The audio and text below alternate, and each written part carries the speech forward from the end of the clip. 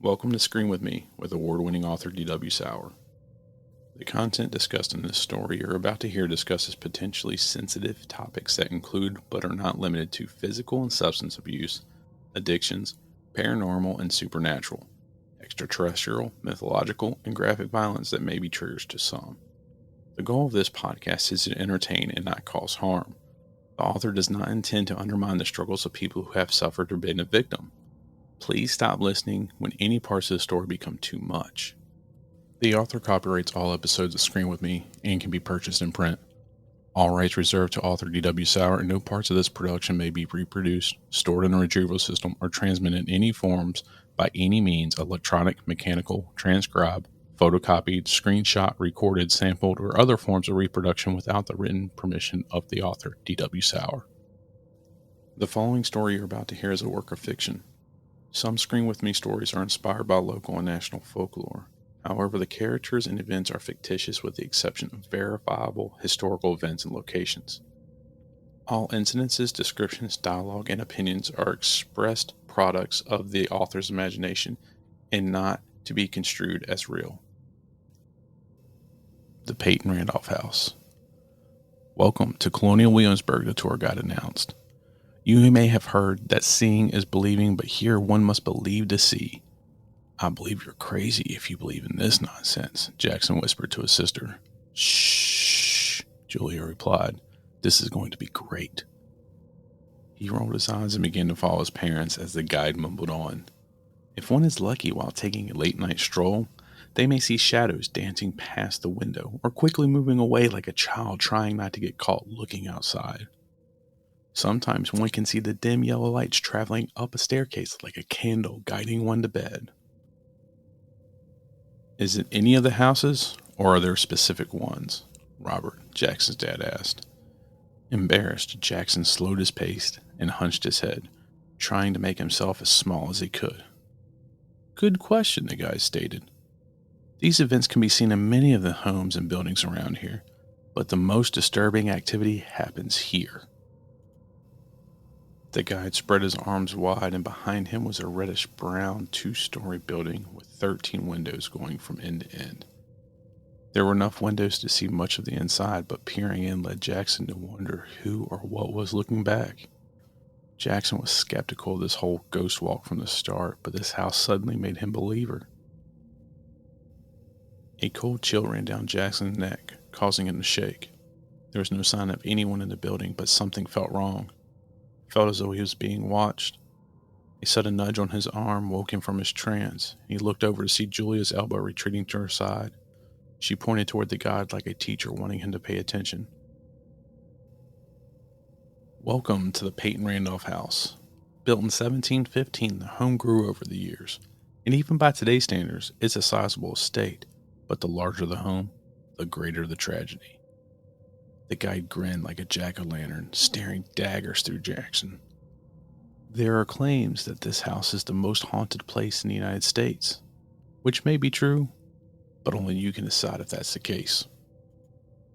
The chill was still with Jackson, and he no longer wanted to go inside, but the tour was moving on. He quickly scurried in line between his parents and his sister. Jackson's family was behind the other two families in the group, which meant they were the last to enter. Good. If there is something in there, it will get the others first, Jackson thought. As Jackson crossed the threshold, he felt two hands rest on his shoulder, as if someone was trying to remove his jacket. Thinking it was his sister, Jackson quickly jerked his arm back, but he didn't hit his sister, just air. He turned to see she was a few steps outside of the house looking at her phone. Did you do that? Jackson asked. Do what? Julia snapped. She then stepped forward, brushed back Jackson, and entered the house. A bad feeling overcame Jackson and his stomach began to knot.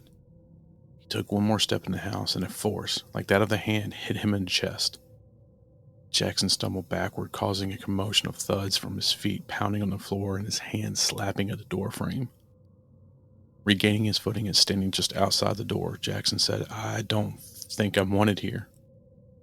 Robert rushed over Jackson, and though he pleaded with his father not to go in, Jackson was forced to continue the tour. With each step in the house, Jackson felt sicker and sicker. He looked pale, and the fright on his face was noticeable, even to Julia. "This place." "What's wrong?" Julia asked. "This place. There's something here. It pushed me out the door, and I got this weird knot in my stomach. Oh, thank God. I thought it was just me. This place gives me the creeps, too." Julia grabbed Jackson's hand. "Come on, stay close to me." Jackson didn't argue and immediately latched onto his sister. "I will warn you all that we're about to go upstairs to the second floor, and I urge you to keep one hand on the railing at all times. Guests tend to experience a bit of vertigo when they let go of the railing and tend to become off balance." Julia and Jackson were the last to ascend the stairs. They held onto the rail with their right arm, and Julia's left trailed behind her, holding Jackson's hand. All was well as they made it to the first turn. They made it 3 more steps when Julia's jacket pocket began to buzz. Removing her hand from the railing, she reached into the pocket to see the incoming text. The light on the home screen flickered like it was shorting out. Julia looked up, and a young girl, maybe 8 or 9 years old, wearing a white dress, smiled and lunged at her. The cold hands hit her chest, and Julia started to fall backward. Jackson held up his hands and prevented Julia from falling. "Julia!" their mother yelled.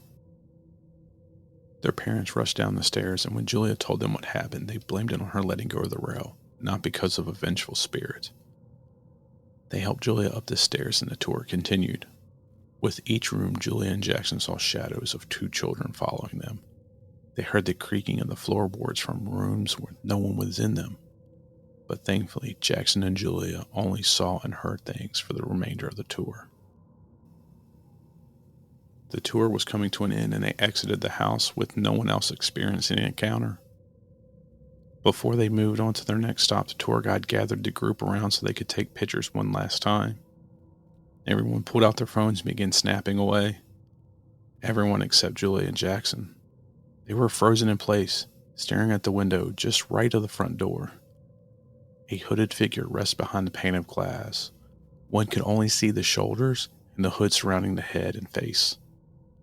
The face. It lacked all discernible features. In fact, it was almost like a skeleton. But its eyes were as black as night, blacker than the hood surrounding the white bone cheeks.